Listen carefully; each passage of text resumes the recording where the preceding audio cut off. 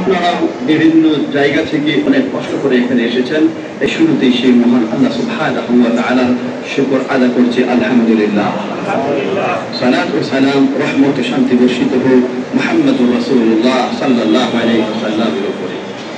আপনার সমুদ্র এলাকা রয়েছে, কোন বিভিন্ন ঝড় ঝাপটা ঘূর্ণিঝড় ইত্যাদি হলে সতর্কবাণী দেওয়া হচ্ছে, এত নাম্বার 8 নাম্বার 10 নাম্বারে দেওয়া হচ্ছে। এরপরেও কিছু লোক রয়েছে উদাসীন, কথা শুনতে চায় না, মরে যেতে পারে যে কোনো মুহূর্তে, শুনতে চায় না। প্রশাসন দিয়ে তাদেরকে সরানোর ব্যবস্থা করা হয়, সরকার এক স্থান থেকে আরেক স্থানে নিয়ে চলে যায়। এই ধরনেরই কিছু লোক রয়েছে, দুনিয়া তাদেরকে জাহান্নামের দিকে নিয়ে যাচ্ছে, লোভ লালসা জাহান্নামে নিক্ষেপ করছে, এরপরে সেগুলো থেকে সরতে চায় না। তাই তাদেরকে ওই পথ থেকে ঘুরিয়ে নিয়ে এসে জান্নাতের পথে নিয়ে যাওয়ার জন্য এমন কিছু লোকের প্রয়োজন রয়েছে। ইমাম মালিক রাহিমাহুল্লাহ যেমন বলেছেন, এই যে নূহ আলাইহিস সালামের সময় প্লাবন, সেই প্লাবন থেকে বাঁচতে পারবে তারাই যারা নূহ আলাইহিস সালামের নৌকায় উঠবে।